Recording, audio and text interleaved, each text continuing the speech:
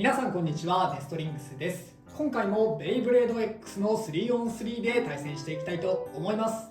今回は私の水渡とアッシュで対戦していきます。よろしくお願いします。よろしくお願いします。それではやっていきましょう。行きましょう。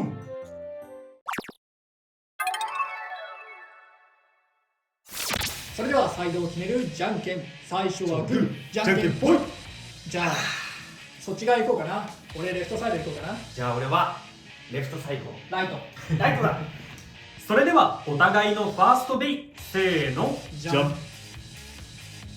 ドランザースパイラル 380F。 ドランソード 360D。 ファーストバトルレディーセット。3、2、1、ゴーシュッ。ドランザースパイラル。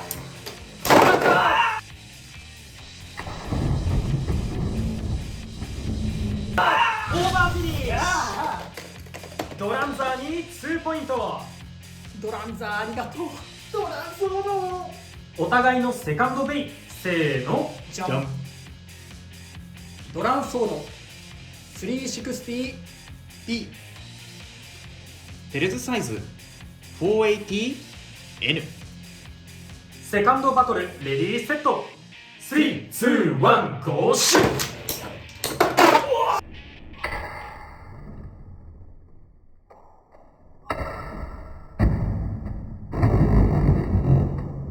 エクストリームフィニッシュ。ドランソードに3ポイント。というわけでこの 3on3 の勝者は野水渡る。イエーイ。ちなみにまだ回ってるから本来はもしかしたら戻る可能性あるかもしれないけど、そうだよさすがにこれはそうだよジャッジ判定で無理でしょ審判が戻らないと判断しました。ということはエクストリームフィニッシなんですよね。ュ。つぶやきさん太郎天才かもしれないですねこれ。でこれいいよね。これ天才かもしれないドランですね。ソードに B のビットはなかなかいいと思う。ありかもしれないですねマジで。3on3 バトルの勝敗は決まりましたが、最後のベイまで対戦していきたいと思います。思いますこのセリフ言うことになるとはね。ね。まさかすぎるっていやでもいいの取れたな。いいの取れたね。お互いのサードベイ、せーの、じゃん。ウィザードアロー 480N。 ウィザードアロー 380F。 サードバトルレディーセット。3、2、1、ゴーシュッ。さあ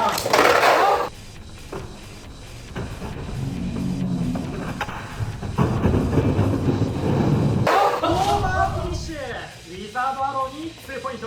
よっしゃいやー F だもんね。そうだよ。これもさっき使ってなかったか、つぶやきさん太郎。使ってたかも。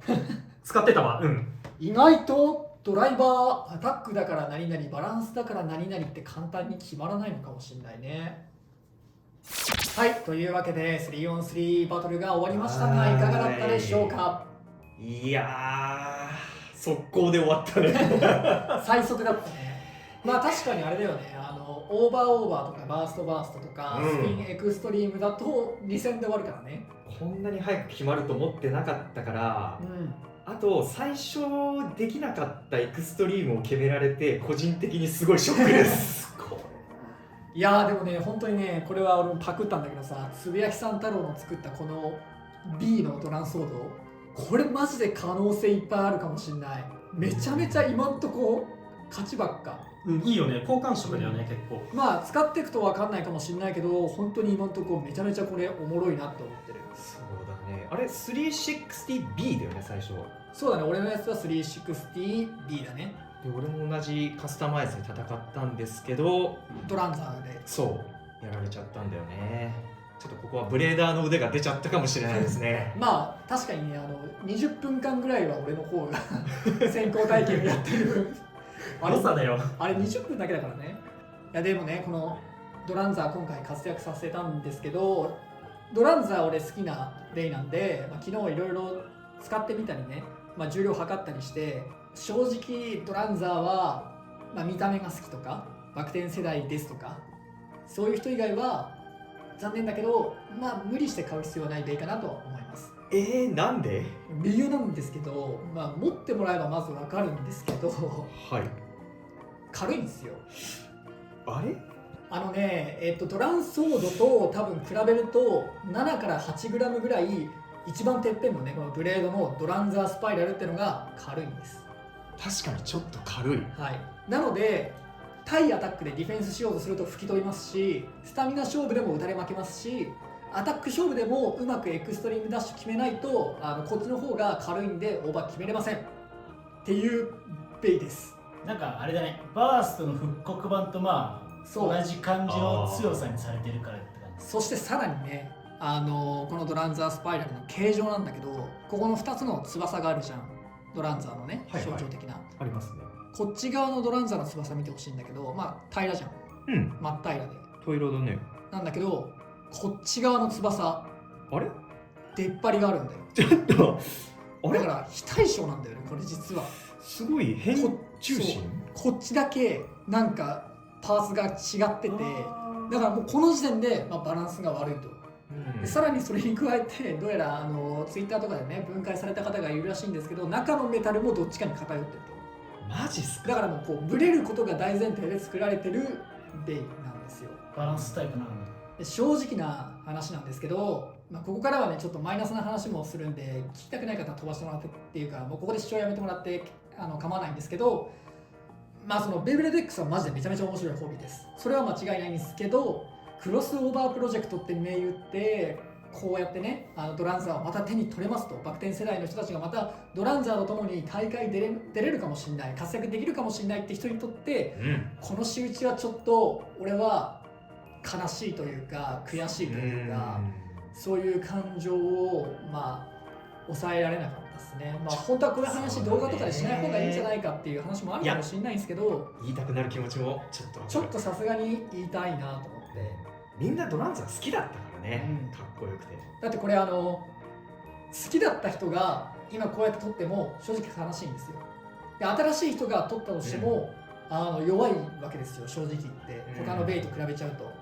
じゃあ誰がドランザースパイラルで喜ぶことができるのかってなった時に、ちょっとデザインはいいんですよ本当に、再現度も高いしかっこいいしっていうのもあるんですけど、ちょっとねやっぱ心残りというか、なんかこう悔しい感じがどうしても出ちゃうかなっていう感じがしますね。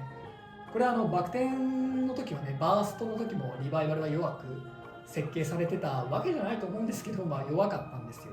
そうだったね。重量があまりにも差がありすぎてて、でこういう今の要はベイブレード X ですから、バク転のベイが輝く必要はないかもしれないんですけど、やっぱり同じ土俵にね立ってるような紹介のされ方でしたし、一緒に戦えるっていうのもあって、なんか意図的に弱くするのはちょっとねどうなのかなっていうふうに正直感じてしまうところはあります。個人的にね思ったのが、そのめちゃめちゃ強くしてほしいってわけじゃなくて、せめて重さは同じぐらいにしてほしい。そうなんかもっと他に明確な弱点とかあってもいいので、それこそ今回みたいに超変重心みたいなのにしてもいいんで、少なくとも重量とかは同じにしてくんないと、ちょっと本当にアタックのこうぶつかって相手を飛ばす以外で勝負にならないは言い過ぎかもしれないですけど、勝てないことはないです。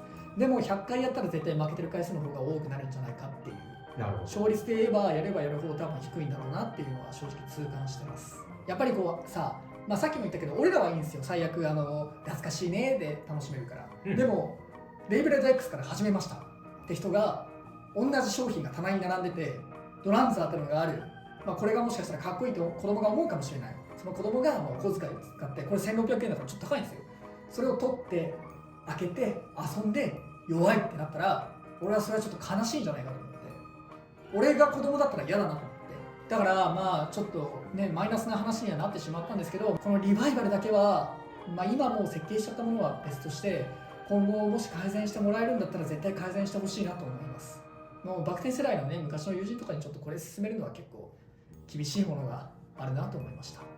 でももう何度も繰り返しますが、ベイブレード X マジでめちゃめちゃ面白いです。マジで面白い。こういうねカスタマイズもね全然わかんない、今の状態ではどれが強いとかマジでわかんないし、まだまだいろんな可能性があると思うし、次に出るのはハイニードルだからあんまり変わんないかもしれないけど、今後ねまたいろんなビットとかいろんなラチェットとかいろんなブレードが増えれば増えるほど、このちょっとまだね混沌としたカスタマイズがさらにねこう混沌してって結構その個々人でいろんなカスタマイズが出るんじゃないのかなと思ってます。なんか特定の強いカスタマイズみたいなのはあんま出ないのかなってちょっと思ってるので、ぜひ皆さんもね気になった方はベイブレード X 一つ手に取ってみて自分のカスタマイズを極めたりですとか友達とかと対戦したりしてみてはいかがでしょうか。